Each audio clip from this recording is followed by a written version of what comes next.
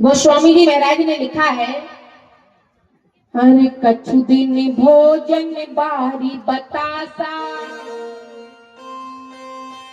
कछु दिन भोजन बारी बतासा, जय जय सीता राम सीता राम जी, ओ सीता राम जी।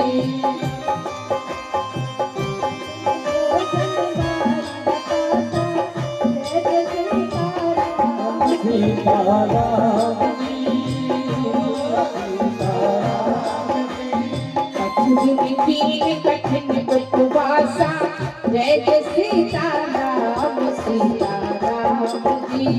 ओ सीता राम जी, सीता राम जी। सीता राम जय जय सीता राम सीता राम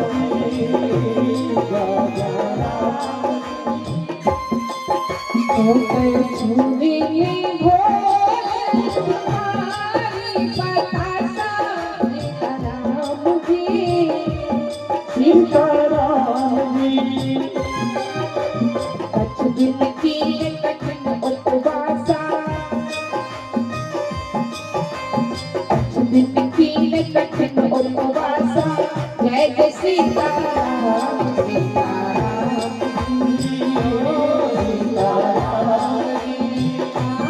सीता राम।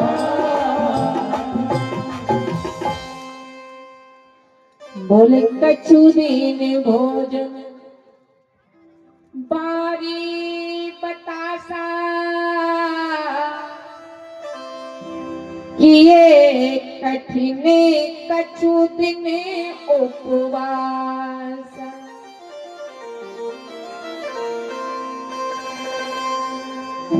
कुछ समय मैया पार्वती ने सिर्फ वायु को ग्रहण करके, समीर यानी वायु को ग्रहण करके व्रत किया है, और कुछ समय कछु दिन भोजन बारी बतासा।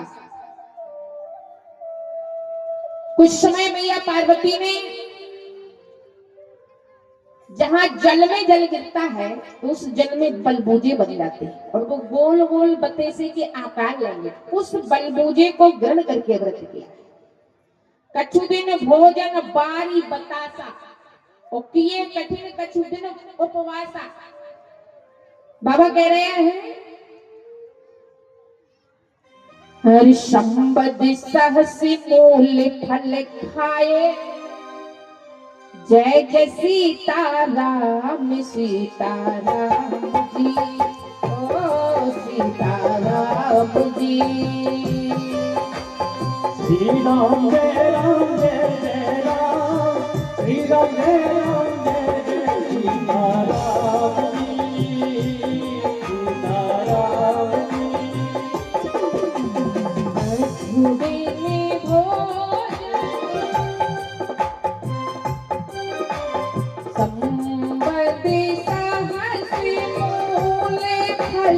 खाए सीता राम जी, सीता राम जी। साथी खाई सती बरस गवाए, साथी खाई सती बरस गवाए, जय जय सीता राम जी, ओ सीता राम जी, सीता राम जी।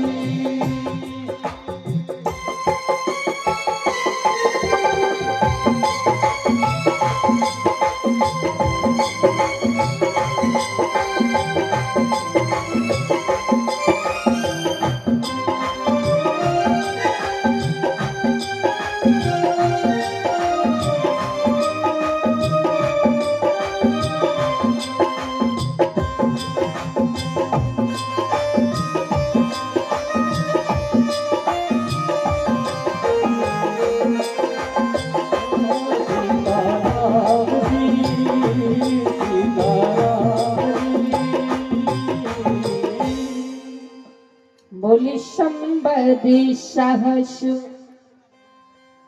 मूले फल खाए, साके खाए सती बरस गवाए। हजारों वर्ष मैया पार्वती कंदमूल फल ग्रहण करके व्रत करती है, साग पत्ती ग्रहण करके व्रत करती है। 3000 वर्ष मैया पार्वती ने बेल के वृक्ष की जो सूखी पाती जमीन पे गिर जाती, उस सूखी पाती को ग्रहण करके व्रत किया है 3000 वर्ष।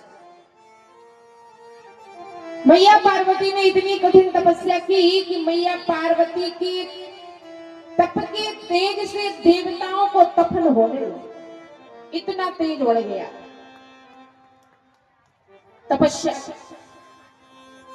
ऐसी कठिन तपस्या मां भगवती पार्वती करती हैं। आज के जमाने की देवियां व्रत करें तो जितना भोजन नहीं पाती उससे कई ज्यादा व्रत में आइटम बना के पाती है। आज के जमाने की देवियां है ना, साबूदाने की टिकिया, पूड़ी, खीर है ना, फ्रूट। और नवरात्रि में जब देवियां व्रत करती हैं तो जितनी अच्छी ये आहार रहती है तब नहीं रहती, उससे ज्यादा अच्छी फलाहार में रहती है। असर नहीं होता शरीर को। रोज खाती है 1 चम्मच घी और व्रत हो तो 100 ग्राम तो ऐसा ही पा जाती है। आज के जमाने की देवी कोई बात नहीं, जितनी शरीर में क्षमता है ना, जितनी शक्ति उतनी भक्ति। ये तो ठीक है कि अभी चल रहा है कि नहीं? तो भोले बाबा की समाधि लगी हुई है। एक ताड़क नाम का दैत्य जो देवताओं को बड़ा परेशान करता है, ब्रह्मा ने वरदान दिया है कि शिव पुत्र के द्वारा ही मृत्यु होगी। अब ताड़क ने सोचा कि जब भोले बाबा विवाह नहीं करेंगे बेटा कहां से हो जाएगा, अत्याचार बढ़ गया है इसका। अभिमानियों का अभिमान बड़े जल्दी बढ़ जाता है, टाइम नहीं लगता है अभिमानियों को, बढ़ गया। देवता जगाने के लिए गए, भोले बाबा नहीं जागे। जब नहीं जागे तो कामदेव को साथ में लेके गए, और कामदेव ने जैसे ही अपना पुष्प रूपी तीर चलाया तो भोले बाबा को जैसे ही वो तीर लगता है, भोले बाबा का तीसरा नेत्र खुल जाता है। कामदेव जल के राख हो जाते हैं, जल जाते हैं। रति रोने लगती है, बाबा से प्रार्थना करती है, बाबा हमारे पति को पुनः शरीर कब प्राप्त होगा। तो भोले बाबा ने कहा द्वापर में जब कृष्ण अवतार होगा, कृष्ण के जो पुत्र होंगे प्रद्युम्न, वो कामदेव के ही अवतार है। अब भोले बाबा ने देवताओं से पूछा कि भैया जगाया क्यों, क्या कारण था, किस कारण तुमने कामदेव की बलि चढ़वा दी। तो देवता कहने लगे, बोले बाबा हमने सोचा कि सब देवताओं की देवियां हैं, तुम अकेले बैठे रहते हो, विवाह कर लो, कम से कम रोटी की व्यवस्था तो हो ही जाएगी। तो भोले बाबा ने कहा कि हमने एक आध बार कहा होता कि भैया हमारी व्यवस्था बनवाओ, तब तो बनता है। हमारी समाधि को तोड़ के व्यवस्था बना रहे हैं, ये बड़े चिंता करते। भोले बाबा करे सुर नर मुनि सबकी यह रीति, लागे स्वार्थ करे सब प्रीति। स्वार्थ होगा कुछ बताया नहीं। भोले बाबा ने कहा कोई बात नहीं, विचार करेंगे, अभी विचार नहीं है।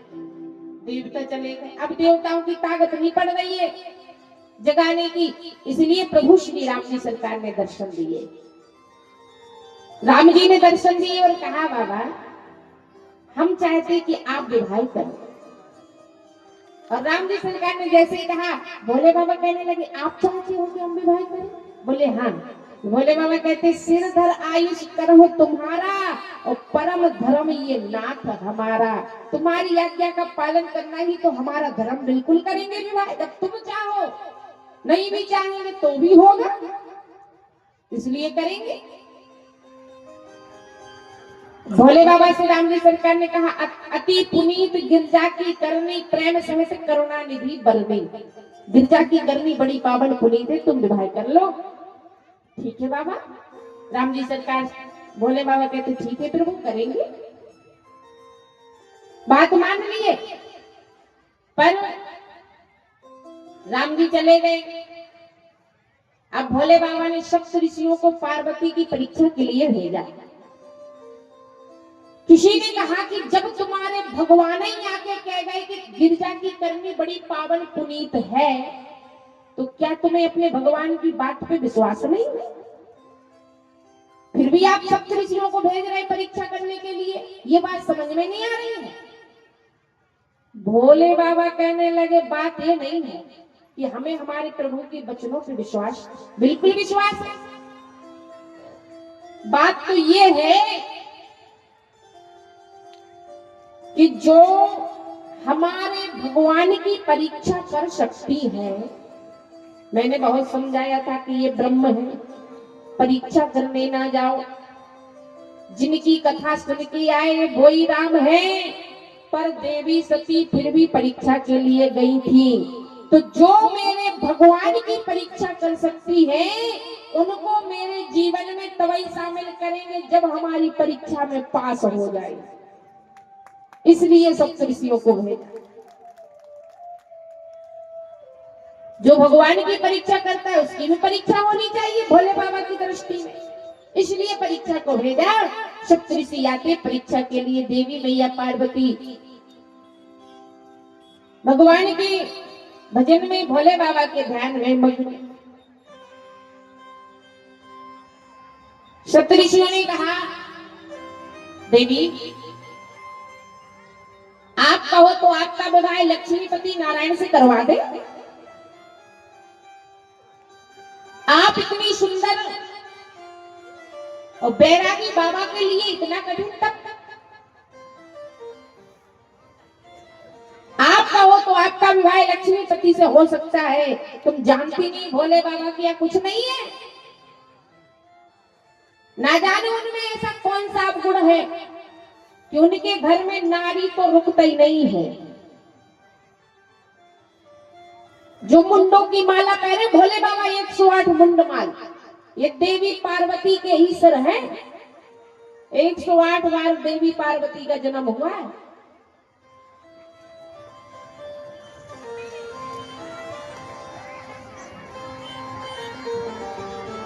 देवी मैया सुन रही है।